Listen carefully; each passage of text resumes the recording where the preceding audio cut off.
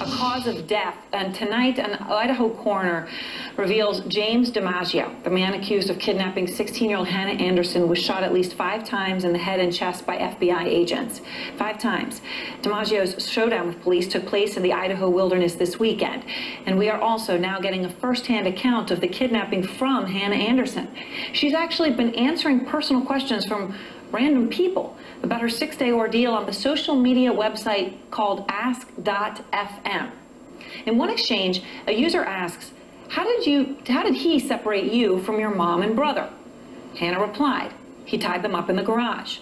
She was then asked by someone else, how did he keep the fire a secret?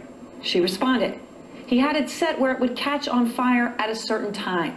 Out front tonight, Dr. Jeff Gardier, a clinical psychologist. And Dr. Gardier, good to talk to you. I mean, Hannah seemed to be very open about this ordeal. I wanted to mention that website specifically because obviously it's one that the vast majority of people are not familiar with. Yes. She's taking questions from people that she doesn't know around the world.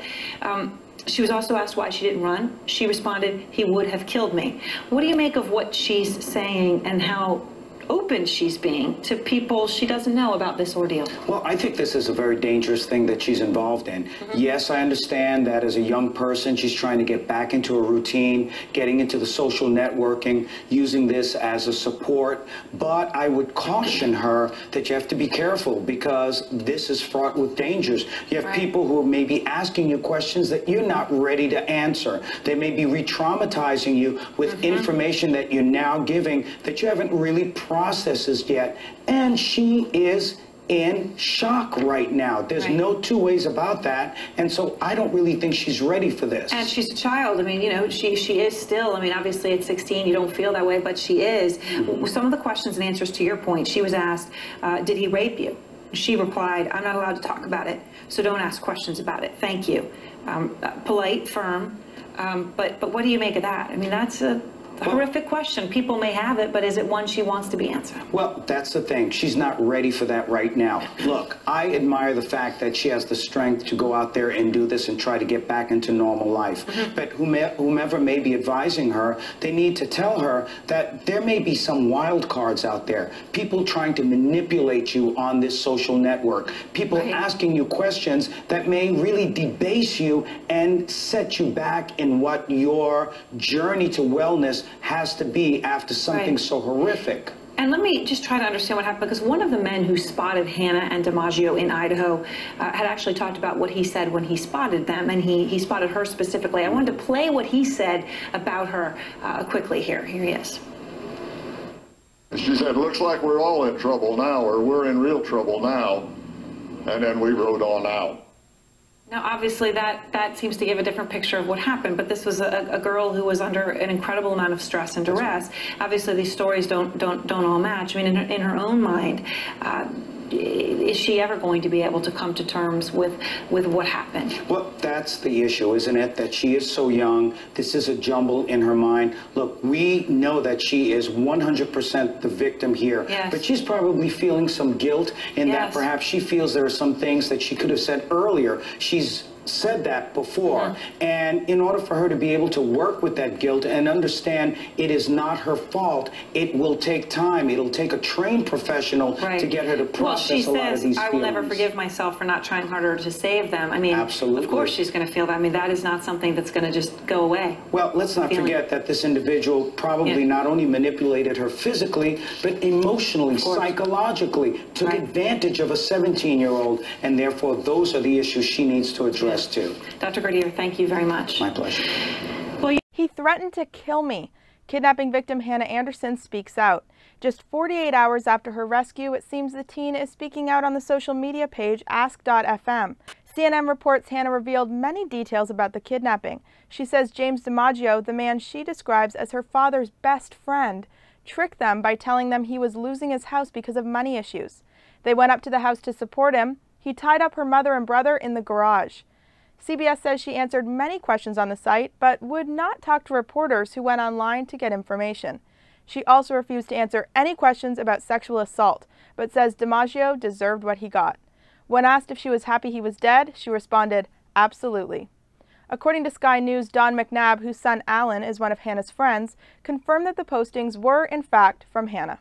Kidnap victim Hannah Anderson went online barely 48 hours after her rescue Saturday and said that a close family friend suspected of murdering her mother and 8-year-old brother deserved what he got when he died in a shootout with authorities in the Idaho wilderness. A person claiming to be the California teen started fielding hundreds of questions through a social media site Monday night. Many were typical teenage fare. She likes singer Justin Bieber and her favorite color is pink. But she also answered queries about how she was kidnapped, how she survived captivity and how she is dealing with the deaths of her mother and brother. In the postings, Anderson said James Lee DiMaggio, 40, her father's best friend who was like an uncle to her and her brother, Ethan, threatened to kill her if she tried to escape, the San Diego Union-Tribune reported. Brett Anderson didn't respond to a text message from the Associated Press seeking comment about his daughter postings, which continued into Tuesday evening. Police have said little about their investigation. Jan Caldwell,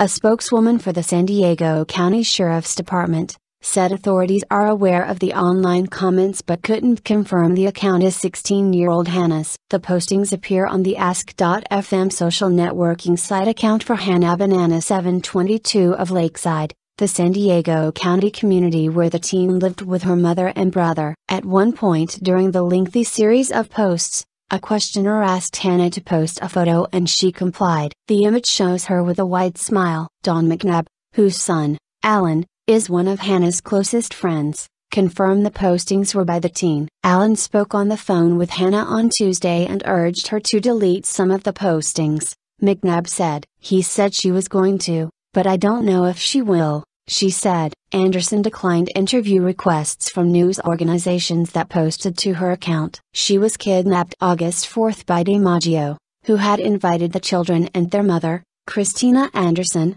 44, to his house in Boulevard, a rural town 65 miles east of San Diego. He told us he was losing his house because of money issues, so we went up there one last time to support him, and to have fun riding go-karts up there, but he tricked us, Anderson wrote. Anderson said DiMaggio tied up his mother and brother in his garage. Their bodies were found after a fire destroyed the home. She said she didn't know they had died until an FBI agent told her at the hospital after rescue Saturday. I wish I could go back in time and risk my life to try and save theirs. I will never forgive myself for not trying harder to save them, she wrote. The San Diego Union-Tribune reported that on her Ask.fm social networking site, Anderson said DiMaggio forced her to help him camouflage his vehicle and carry 50-pound backpacks. Authorities discovered blue Nissan Versa Friday, leading to her rescue the following day. Anderson said she basically stayed awake for 6 straight days and DiMaggio ignored her requests for food. She couldn't try to escape because DiMaggio had a gun and threatened to kill me and anyone who tried to help. Anderson said she was too frightened to ask for help when 4 horseback riders encountered the pair in the remote wilderness last Wednesday. The riders didn't report the sightings to police until the next day,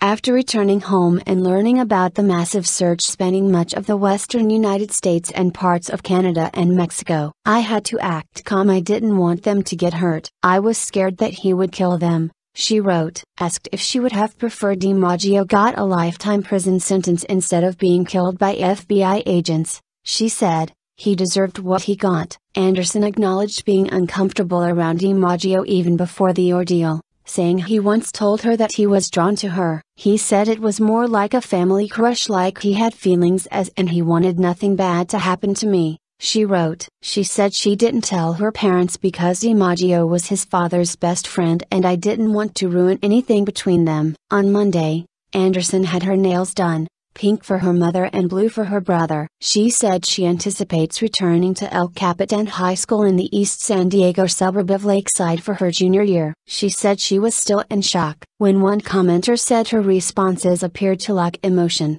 she wrote, I'm trying to stay strong. You don't know, I could be crying answering these questions at the moment. Therapists say Anderson faces a long recovery, but support from family and friends can help her lead a happy, productive life. Counselors may focus on acknowledging her trauma but not letting it control decisions. Her father has told at least 2 people that he planned to move with Hannah to Tennessee, where he lives. Moving would be a father's very normal reaction, said Jessica Donahue, a social work instructor at Xavier University in Cincinnati. She cautioned, however, that it shouldn't be an attempt to bury the past.